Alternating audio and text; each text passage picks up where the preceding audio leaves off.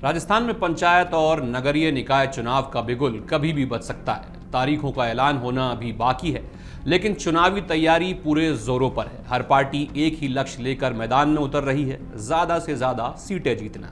यही वजह है कि प्रदेश की राजनीति में हलचल लगातार बढ़ रही है। कोई नया प्लान बना रहा है, कोई संगठन को मजबूत कर रहा है, तो कोई नए चेहरों को अपने साथ जोड़ने में लगा है।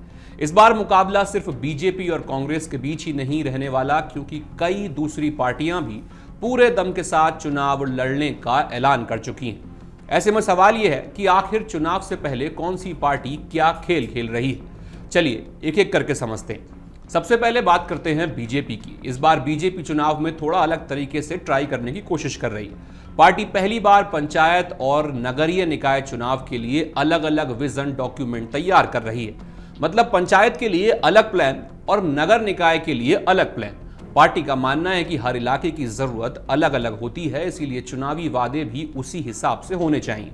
जानकारी के अनुसार मुताबिक अलग अलग समितियां बनाई जाएंगी और विधायकों, जनप्रतिनिधियों और संगठन के नेताओं से सुझाव लेकर दस्तावेज तैयार किए जाएंगे। लेकिन बीजेपी की रणनीति सिर्फ नए वादों तक ही सीमित नहीं।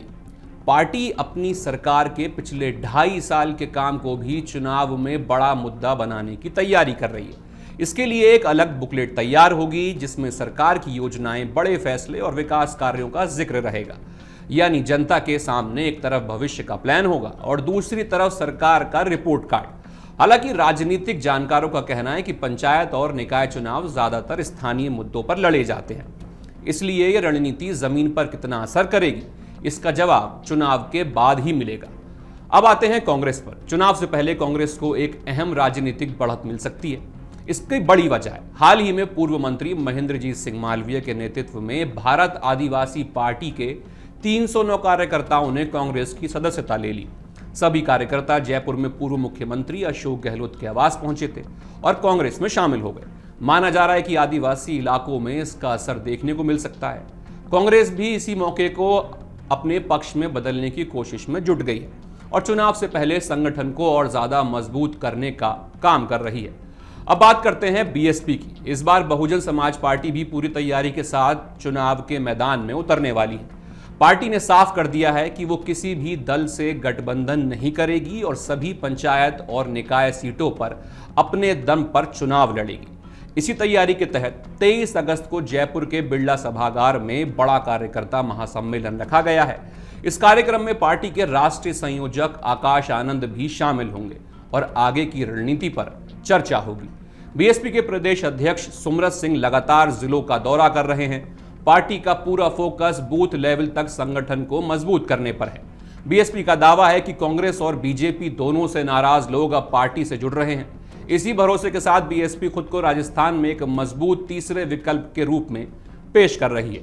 साथ ही कार्यकर्ताओं को गांव-गांव और वार्ड जाकर लोगों से जुड़ने के निर्देश भी दिए गए हैं।